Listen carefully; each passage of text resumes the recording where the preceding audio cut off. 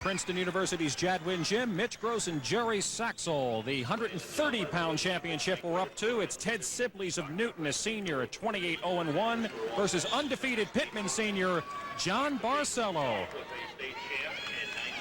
And it's Barcelo who comes in, having knocked off the second-seeded wrestler, undefeated Keith Trotman of Lenape, who came in 30-0 in a fine match, 6-3. So we should see some action here as the strength increases at 130 pounds. Barcelo in the orange jersey. Sibblies from Newton, of course, in the maroon and white. And it's Barcelo on the attack. And it's Sibblies who counters. Beautiful ankle pick. Switch that ankle pick into a cradle. No points yet. Now 2 points awarded for the takedown. Sibblies in front.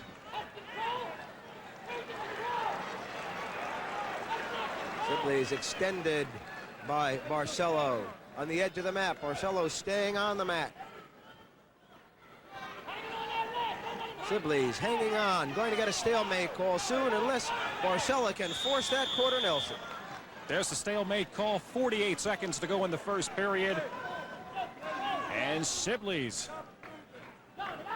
with the 2-0 lead.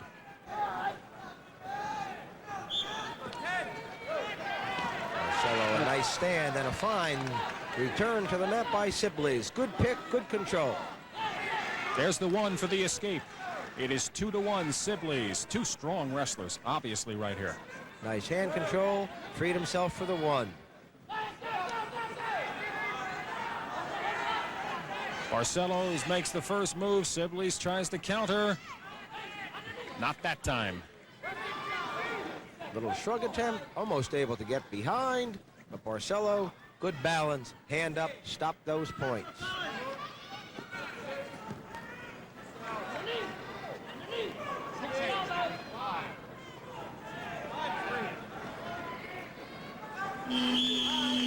And a fairly aggressive first period by both wrestlers. 2-1 Sibblies of Newton over Barcelo of Pittman.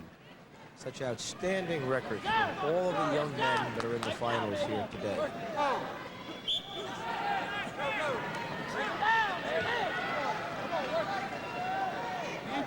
Barcelo crowds his opponent, uses his knees, pinches Sibblies' legs.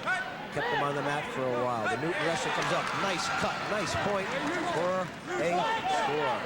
3-1 Sibblies in front of Barcelo. A minute 40 to go in the second period.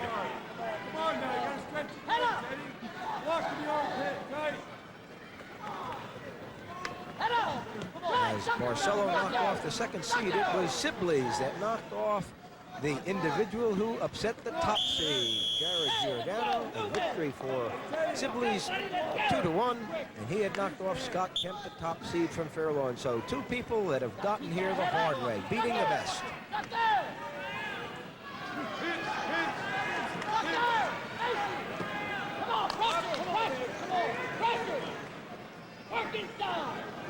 Sibblies, great confidence on his feet, and Sibblies making the reaches, but it's Barcelo that bores in on Sibblies' legs. Barcelo looking for the takedown, gets the head out. There's two, and we're tied at 3 with 55 seconds to go in the second period.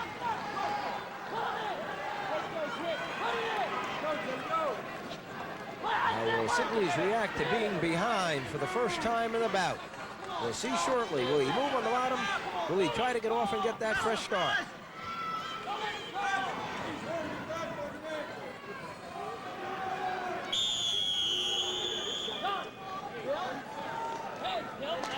.31 seconds to go in this second period, tied at 3. Now, I know we talked about the Outstanding Wrestler Award at the end, and we also must stress that you are one of those who vote. Any favorites right now based on what we've seen so far? No. Or should I put you on the spot? No, I'm putting you on the spot. Yes, you are. I watched them from Wednesday night. I've made my comments. Obviously, Wednesday night, so difficult with 8 mats going. As Sibblies comes out in front, going to get his 1 point at least because there's no control right now. 4-3, Sibblies in front. And as we moved into last night with the center match, so the action of the winner is easier to watch, certainly this morning. As Sibblies again is in, no takedown at this point. A good overhook by Barcelo. Should be able to fight it off till the end of the period. And we are at the end of 2 periods with Sibblies in front of Barcelo, which at this point has been the most exciting match of the afternoon. Sibblies in front 4-3.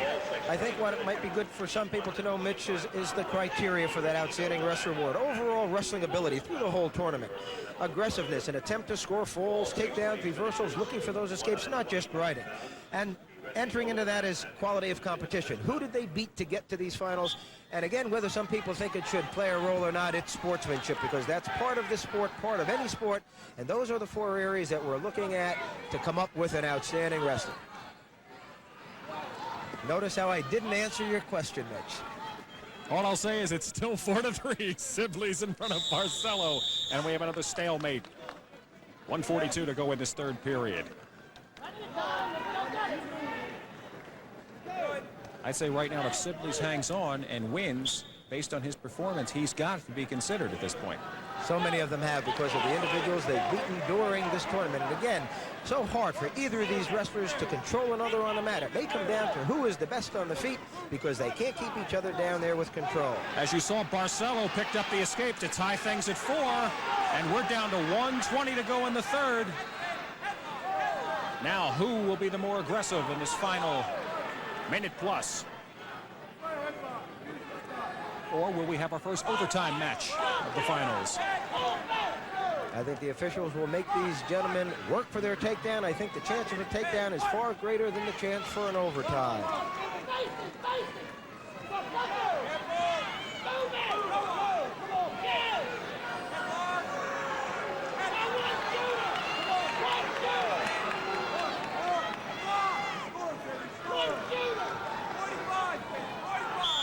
Attempting to control an arm again. A call of a stalemate. Could have been a call for stalling, but it was a stalemate call.